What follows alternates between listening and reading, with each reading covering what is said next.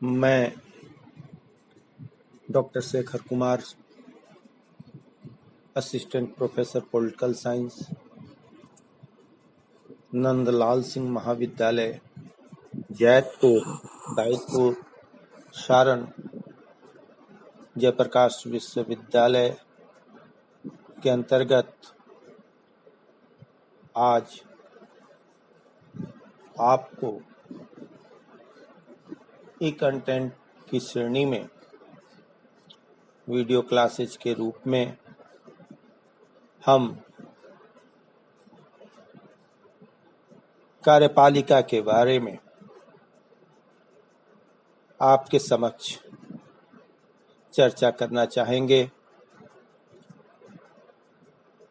ये कार्यपालिका, जिसको एग्जीक्यूटिव कहा जाता है,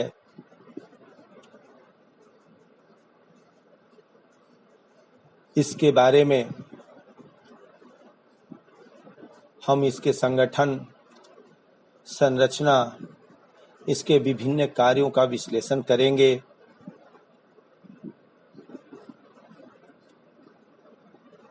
कार्यपालिका से जुड़े अधिकारियों और उससे जुड़ी हुई संस्थाओं की संरचना तथा कार्यपालिका के अधिकार एवं कार्यप्रणाली का भी आज हम चर्चा आपके समक्ष करेंगे। सबसे महत्वपूर्ण चीज आता है कि कार्यपालिका है क्या, इसके क्या मीनिंग है। तो हम यह कह सकते हैं कि कार्यपालिका सरकार का वह महत्वपूर्ण अंग है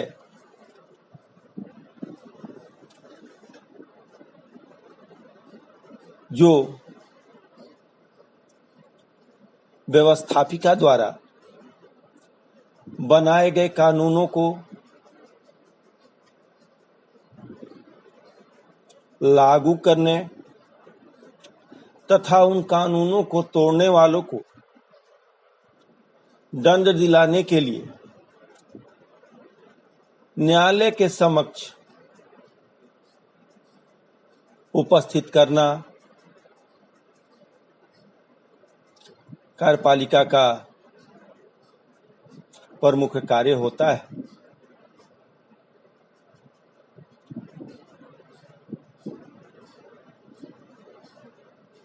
कार्यपालिका शब्द के प्रयोग से ही सामान्यतः सरकार का बोध होता है,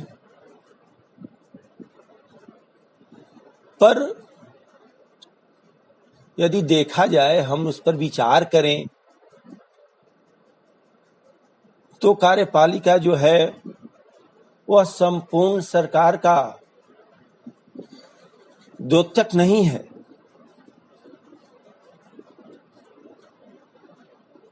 कार्यपालिका जो है वह व्यवस्थापिका और न्यायपालिका के समान ही सरकार का एक महत्वपूर्ण अंग है।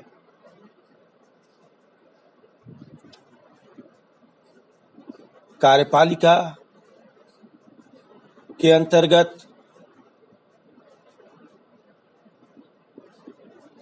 राज्य का प्रधान, मंत्री परिषद के सदस्य,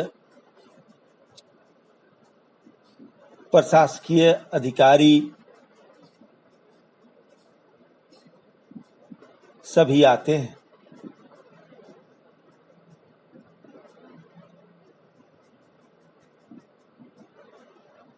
कार्यपालिका के बारे में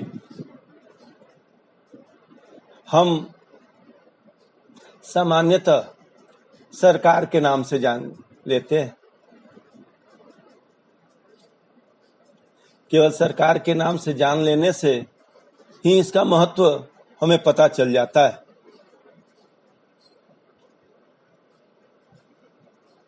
पर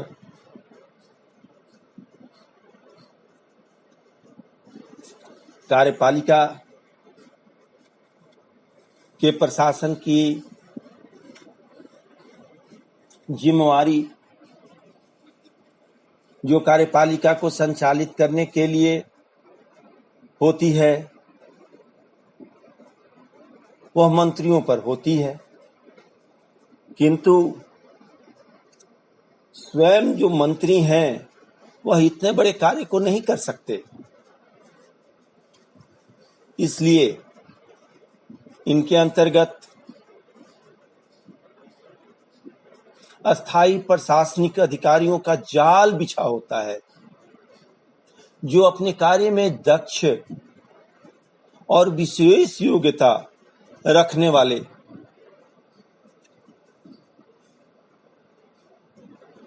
कर्मचारी होते हैं, जिन्हें हम नौकरशाही के नाम से भी जानते हैं।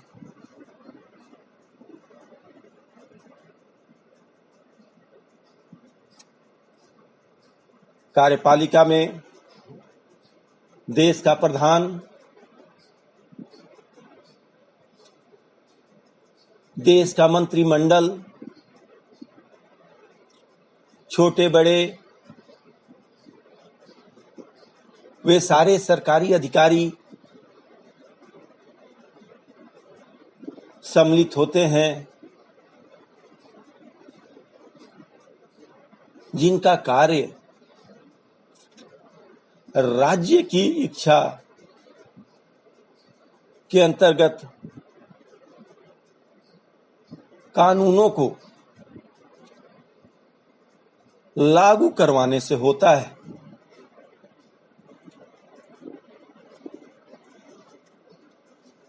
आज जब हम कार्यपालिका के बारे में आपके समक्ष चर्चा कर रहे हैं, तो राजनीति शास्त्र के अंतर्गत इसका जो अर्थ है वह बड़ा ही संकुचित है। पूरे विस्तार के रूप में इसकी चर्चा नहीं है।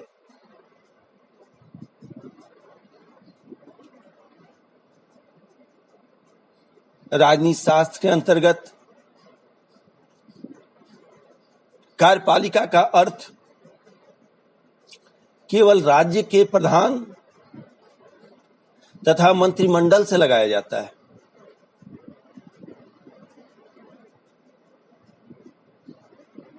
कार्यपालिका का जो कार्य है वह प्रशासन संबंधी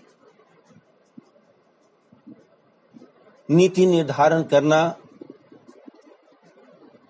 और प्रशासकीय विभागों की देखभाल करना होता है।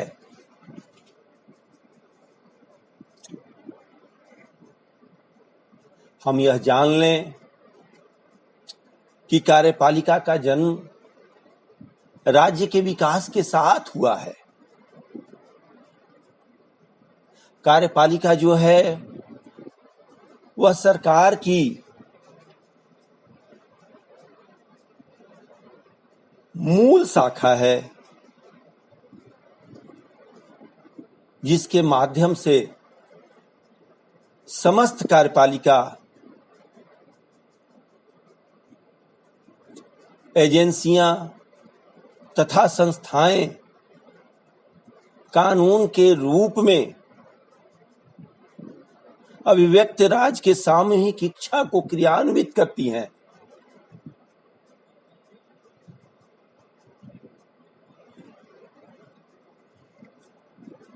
कार्यपालिका का संगठन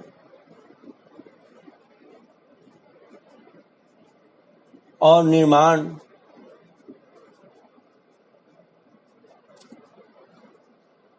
अनेक प्रकारों से होता है। विभिन्न देशों में विभिन्न प्रकार की कार्यपालिका का संगठन हमें देखने को मिलता है।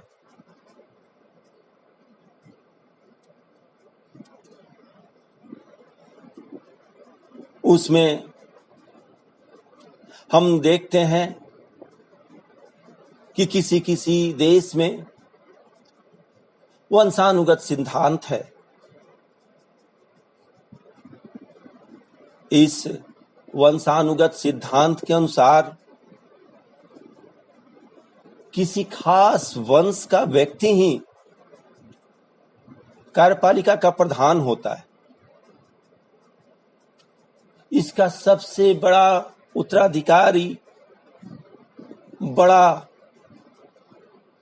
अधिकार रखने वाला ही होता है।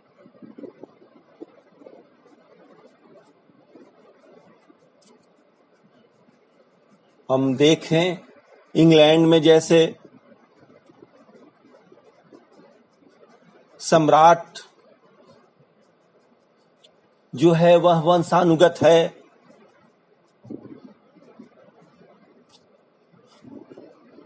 ब्रिटेन में वंशानुगत सिद्धांत के अंतर्गत कार्यपालिका का गठन है। पर आज के इस लोकतांत्रिक युग में ऐसे वंशानुगत कार्यपालिका का उदाहरण कम मिलता है।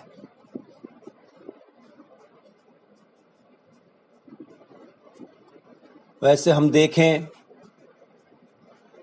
जिन देशों में यह वंशानुगत कार्यपालिका हमें दिखाई पड़ती है तो वहां भी कार्यपालिका की जो वास्तविक शक्ति होती है वह इसके प्रधान के हाथ में नाम मात्र की ही होती है।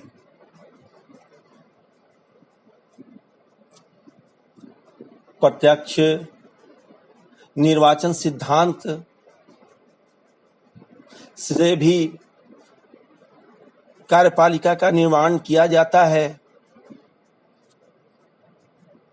विश्व के बहुत सारे देशों में कार्यपालिका का जो चुनाव है जनता के प्रत्यक्ष चुनाव के द्वारा होता है। अमेरिका जैसे राज्यों में गवर्नर का चुनाव जो होता है वह प्रत्यक्ष रूप से होता है।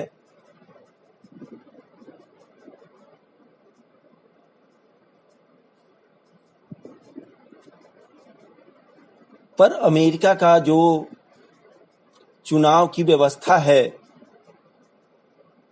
अमेरिकी संविधान के अनुसार वह अप्रत्यक्ष है,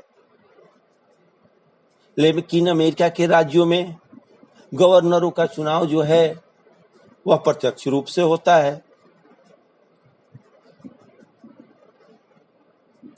व्यवहारिक रूप में अमेरिका के राष्ट्रपति का चुनाव भी प्रत्यक्ष रूप से ही होता है। प्रत्यक्ष निर्वाचित होने वाली जो कार्यपालिका होती है वह बड़ी ही शक्तिशाली और अस्थायी होती है। उसमें जनता का विश्वास होता है।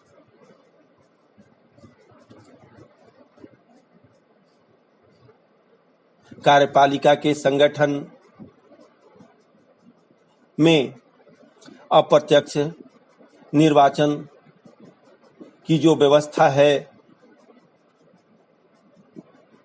वह भी अपना महत्वपूर्ण रोल अदा करती है। बहुत सारे देशों में अप्रत्यक्ष रूप से कार्यपालिका का चुनाव होता है जिसमें जनता सीधे रूप से भाग नहीं लेती।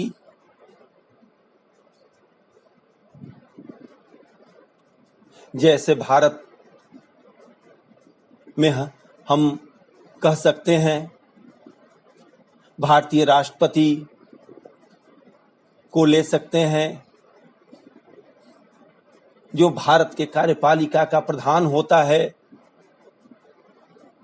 पर जिन यहाँ के राष्ट्रपति का जो चुनाव होता है वह अप्रत्यक्ष ढंग से एक निर्वाचक मंडल के द्वारा होता है।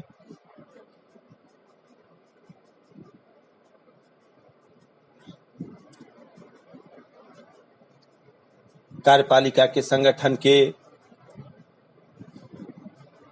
अगली कड़ी में व्यवस्थापिका चुनाव संबंधी सिद्धांत भी अपनाया जाता है।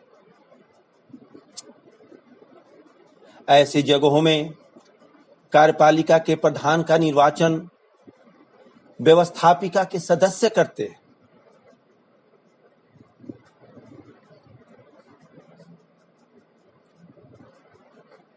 भारतीय राष्ट्रपति के निर्वाचन में भी व्यवस्थापिका के सदस्य भाग लेते हैं। स्विट्जरलैंड में भी इसी तरह की व्यवस्थापिका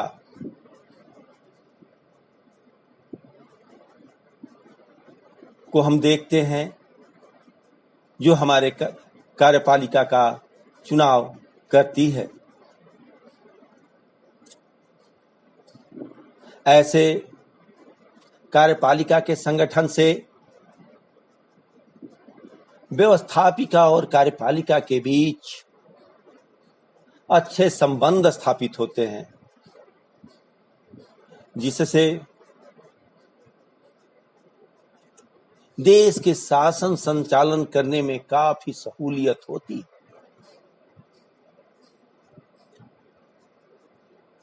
कार्यपालिका का संगठन जो है वह मनोनय सिद्धांत पर भी होता है। हम देखते हैं कभी कभी उदाहरण के रूप में हमारे सामने आते हैं कि कार्यपालिका का जो चुनाव है वह मनोनयन के द्वारा होता है।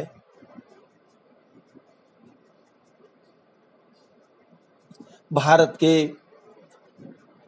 विभिन्न राज्यों में हम गवर्नरों, राज्यपालों की स्थिति को देखें तो हम देखते हैं कि राष्ट्रपति जो है वह राज्यपाल को मनोनीत करता है। यह मनोनय के सिद्धांत के अंतर्गत कार्यपालिका का संगठन का निर्माण होता है। इसी प्रकार कार्यपालिका के विभिन्न प्रकार होते हैं। Different type of executive.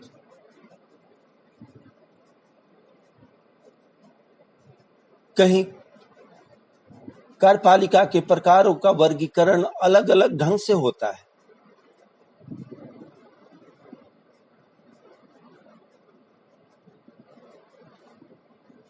इसके अंतर्गत वास्तविक कार्यपालिका होती है। वास्तविक कार्यपालिका का मतलब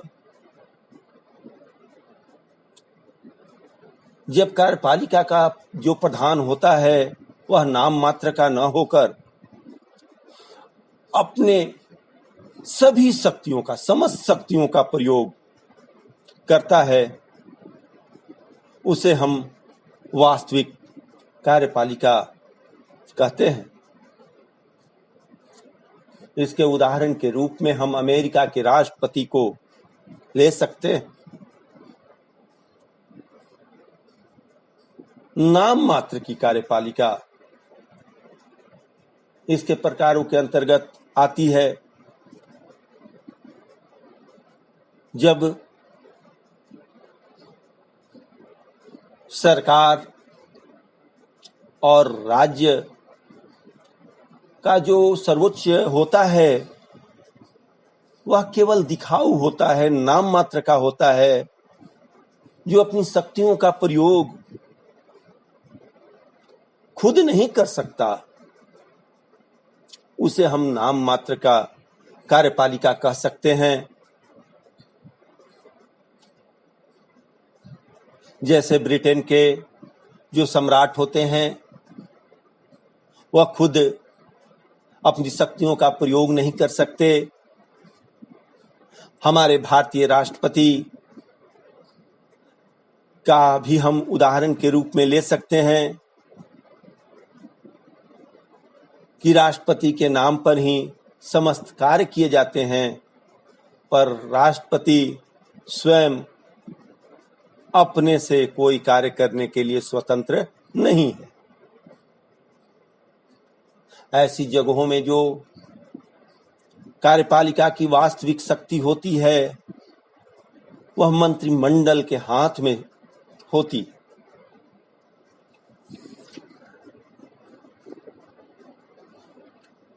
संसदीय कार्यपालिका, संसदीय पार्लियामेंट्री एग्जीक्यूटिव जिसे हम कहते हैं, यह संसदीय कार्यपालिका के अंतर्गत राज्य का प्रधान जो होता है वह नाम मात्र का होता है तथा वास्तविक शक्ति जो होती है वह मंत्रिमंडल के हाथ में होती है। और मंत्रिमंडल जो है वह अपने कार्यों के प्रति, व्यवस्थापिका के प्रति उत्तरदायी होती है। कार्यपालिका, ये जो संसदीय कार्यपालिका है, इसके ऊपर व्यवस्थापिका का पूर्ण नियंत्रण हो जाता है, तो हम इसे संसदीय कार्यपालिका कह सकते हैं। यह संसदीय कार्यपालिका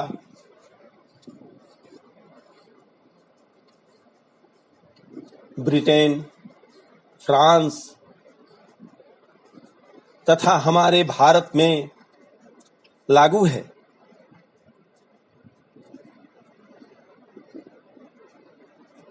जब हमारा संविधान बन रहा था तो संविधान निर्माताओं को यह अनुभव हो चला था कि संविधान में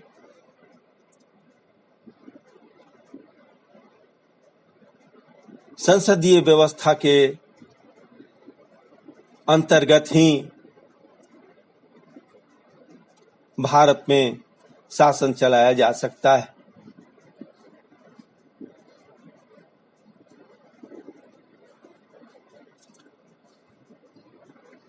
संविधान निर्माताओं को यह मालूम हो गया था कि यदि संघीय कार्यपालिका की जगह अध्यक्षात्मक कार्यपालिका को अपनाया जाए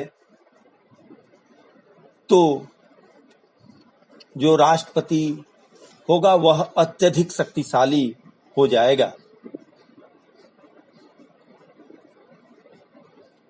और वैसी स्थिति में व्यक्ति पूजा की परंपरा देखने को मिलने लगेगी। इसलिए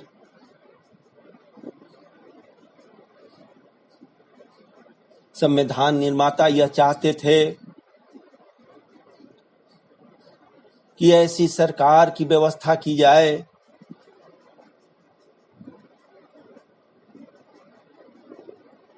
जिस पर अंकुश और नियंत्रण भी हो।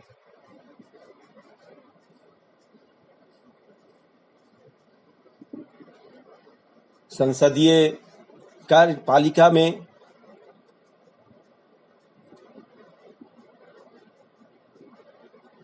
जो व्यवस्थापिका के प्रति भारत में जिम्मेवार है, अनेक प्रक्रियाएं हैं जो स्पष्ट करती हैं कि जो कार्यपालिका है वह न सिर्फ विधायिका के प्रति जिम्मेवार है वरन जो जनप्रतिनिधि हैं वे भी इसे नियंत्रित कर सकते हैं।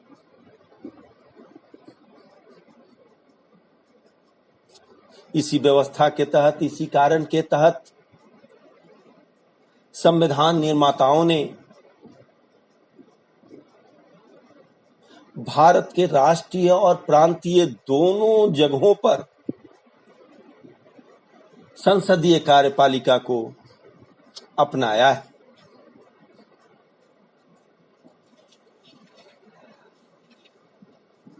इसके आगे अध्यक्षात्मक कार्यपालिका आती है। अध्यक्षात्मक कार्यपालिका में राज्य का जो राष्ट्रपति होता है वह वास्तविक शक्तियों का उपभोग करता है।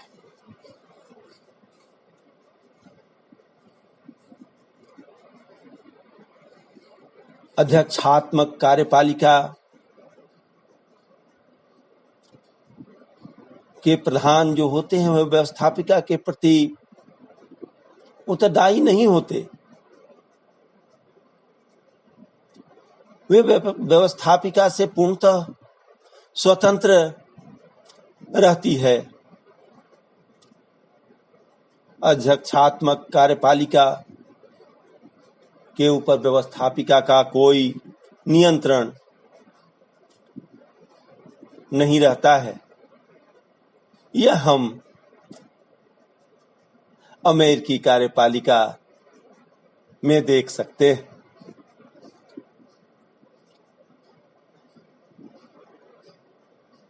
कार्यपालिका के अगले प्रकार में हम एकल कार्यपालिका, सिंगल एग्जीक्यूटिव को भी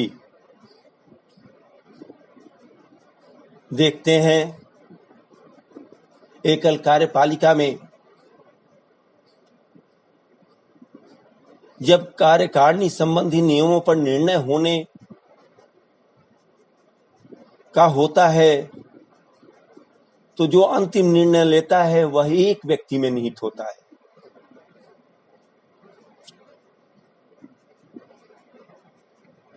इसे हम एकल कार्यपालिका कहते हैं।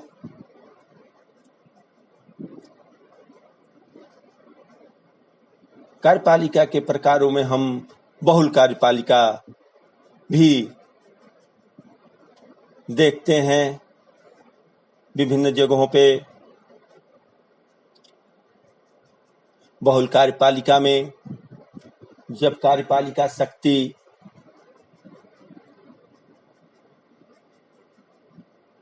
विभिन्न व्यक्तियों में सम्मिलित रहती है, इसमें जो शक्तियां होती हैं वह एक व्यक्ति में नहीं होती। यह बहुत व्यक्तियों के एक समिति में सम्मिलित होती है। ऐसी कार्यपालिका स्विट्जरलैंड में देखने को मिलती है।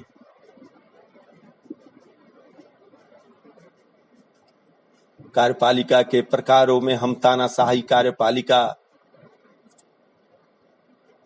को भी जान सकते हैं।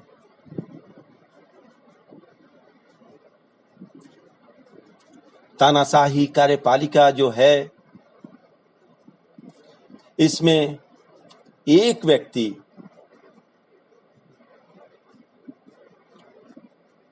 सारे नियमों कानूनों को अलग छोड़कर शासन पर अधिकार कर लेता है और अपनी निरंकुशता बनाए रखता है, तो उसे हम तानाशाही कार्यपालिका कहते हैं। ऐसे अधिनायक के हाथ में सारी शक्ति केंद्रित हो जाती है।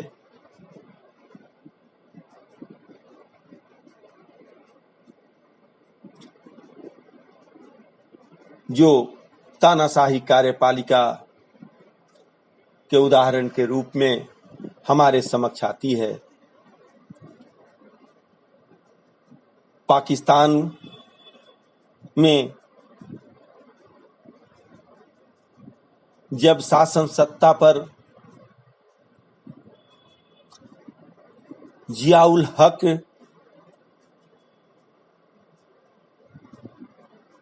और जुल्फिकार अली भुट्टो को हटाकर शासन पर अपना अधिकार कर लिया था, तो वह तानाशाही कार्यपालिका उस समय हमें देखने को वहां पे मिलती है। इसी कड़ी में हम कार्यपालिका के विभिन्न कार्यों का भी अध्ययन करना चाहेंगे। कार्यपालिका के क्या क्या कार्य होते हैं किसी देश में, इसकी क्या भूमिका होती है, इसके क्या फंक्शंस हैं,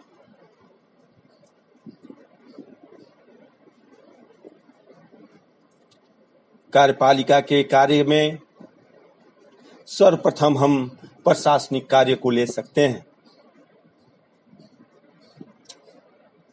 कार्यपालिका जो होती है उसका सबसे महत्वपूर्ण कार्य देश में शांति व्यवस्था बनाए रखना,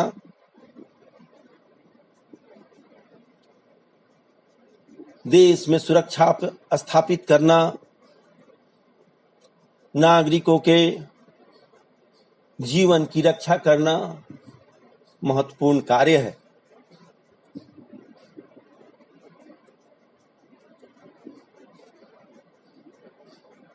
इसके महत्वपूर्ण कार्यों में मंत्रिमंडल के प्रत्येक मंत्री के पास एक विभाग होता है और वह अपने विभाग के योग्य प्रशासन के लिए नीति निर्धारण, देश के आय व्यय पर नियंत्रण, कर्मचारियों की नियुक्ति और उनमें अनुशासन का भाव लाना, इनके प्रति प्रमुख कार्य होता है।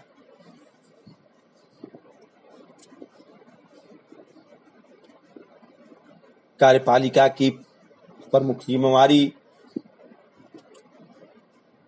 कानूनों को लागू करना और उसको भंग करने वालों पर, तोड़ने वालों पर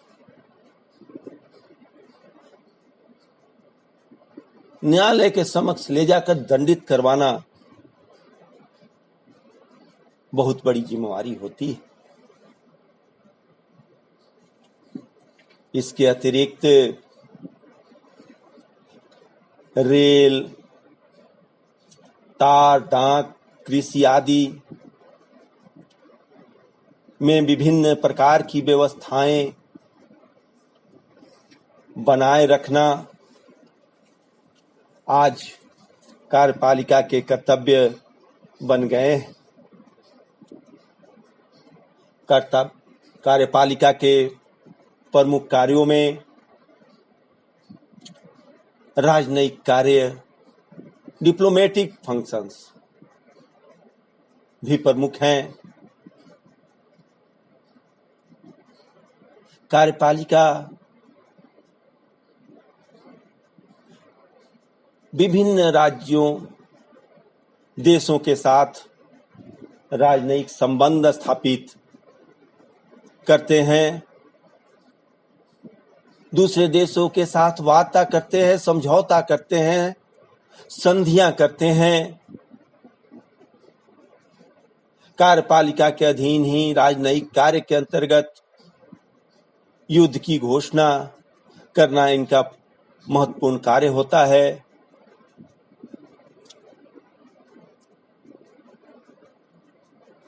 कार्यपालिका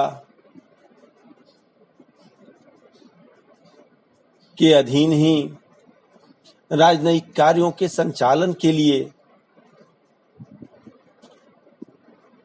विदेशों में अपने राजदूतों को नियुक्त करती है और विदेशी राजदूतों को अपने यहाँ स्वागत करती है।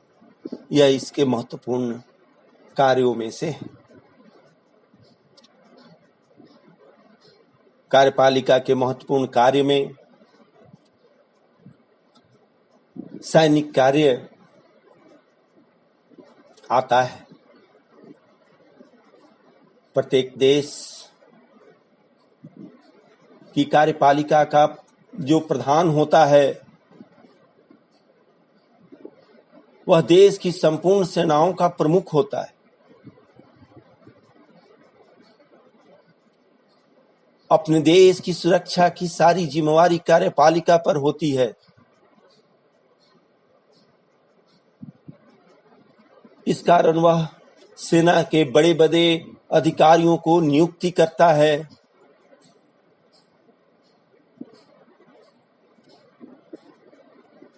जल, थल और वायु सेनाओं का संगठन करता है।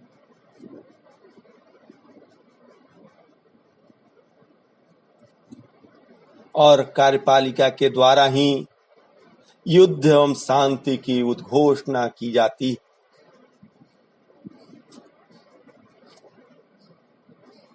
कार्यपालिका के अगले कार्य के रूप में हम न्यायिक कार्य को ले सकते हैं।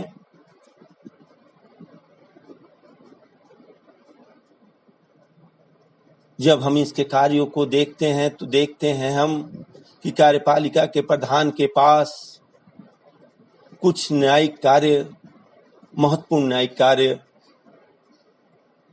के भी संपन्न करने की जिम्मेवारी रहती है।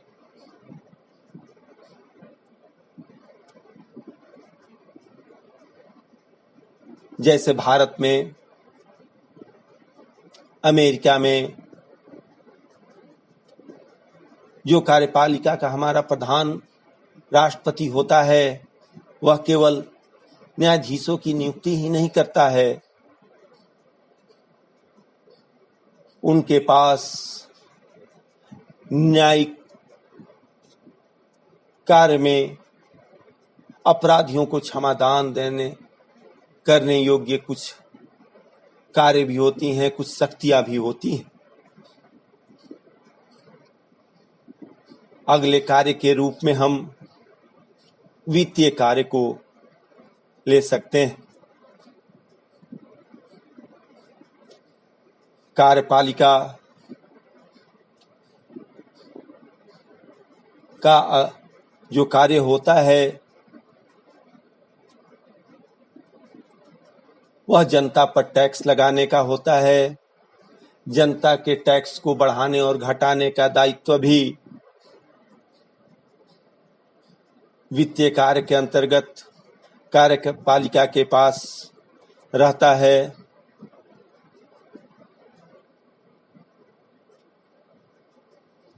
राष्ट्रीय कोष की उचित देखभाल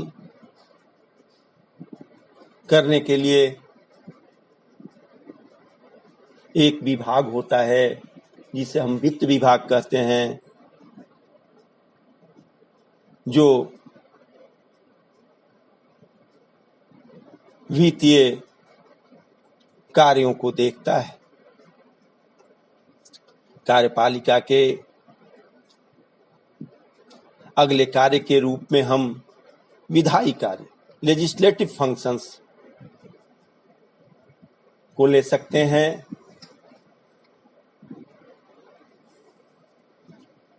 विधि निर्माण संबंधी कार्य व्यवस्थापिका का है, किंतु संसदीय प्रणाली में कानून बनाने का बहुत कुछ भार आज कार्यपालिका पर आ पड़ा है। राष्ट्रपति को संसद में अधिवेशन बुलाने का अधिकार है। अधिवेशन बुलाकर कानून करने का निर्माण उसमें होता है। इसलिए विधायी कार्य जैसे भी कार्य कार्यपालिका को करने पड़ते हैं।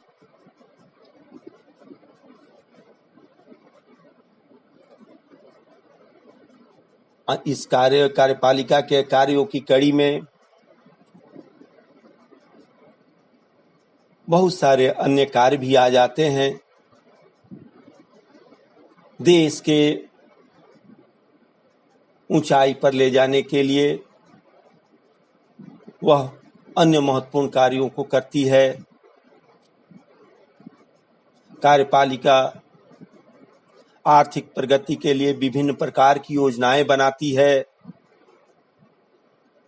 उसे क्रियान्वित करती है। कार्यपालिका जो है वह विशिष्ट लोगों में विशिष्ट कार्यों के लिए, उनकी विशिष्ट सेवाओं के लिए उपाधियां देती है।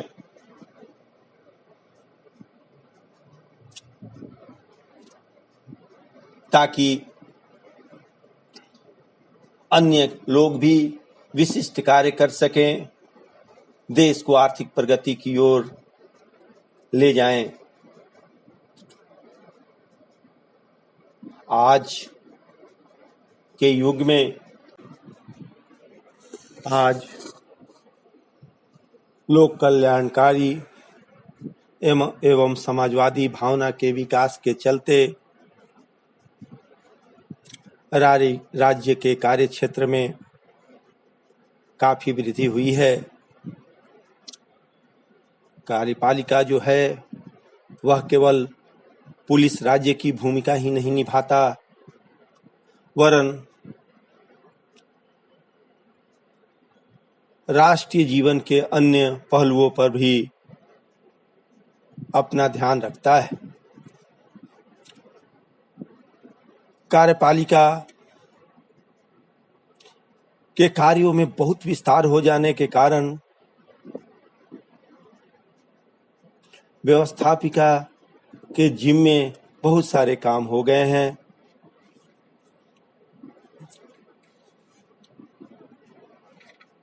व्यवस्थापिका सभी विधेयकों का अध्ययन करे यह संभव नहीं।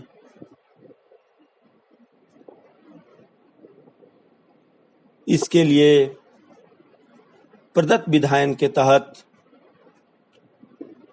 विधायिका विधेयक के केवल सामान्य सिद्धांतों का निर्माण करती है और उसका विस्तार करने की जिम्मेवारी कार्यपालिका को दे देती है। ऐसे प्रदत्त विधायन से कार्यपालिका की शक्ति में काफी वृद्धि हुई है। आज जो औद्योगिक युग है, औद्योगिक क्रांति का युग है, जिसके चलते राज्यों में इसके कार्यों में काफी वृद्धि हुई है। कार्यपालिका में राज्य के सामाजिक, आर्थिक एवं औद्योगिक कार्यों को भी संलग्न कर दिया गया है। कठोरिये दल व्यवस्था के कारण भी कार्यपालिका के कार्यों में लगातार वृद्धि हुई है। संकट काल के समय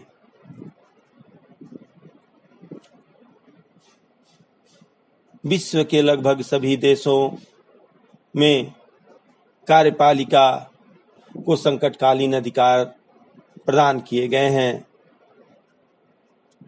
जिनका दुरुपयोग कर कार्यपालिका जो है वह तानाशाह बन सकती है।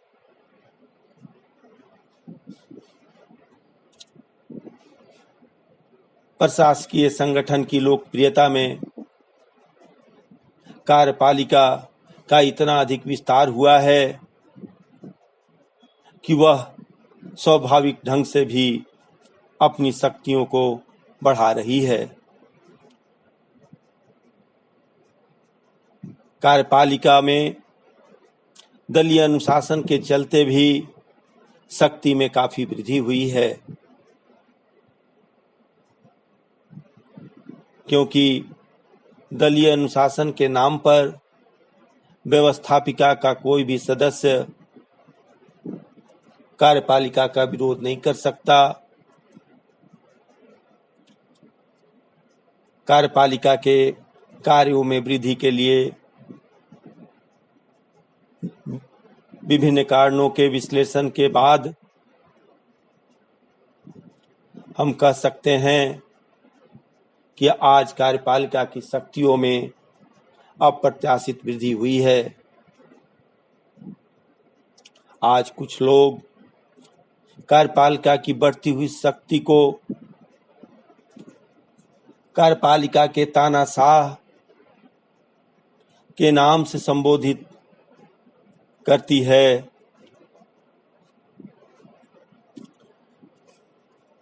आज उम्मीद है कि हमारे इस व्याख्यान से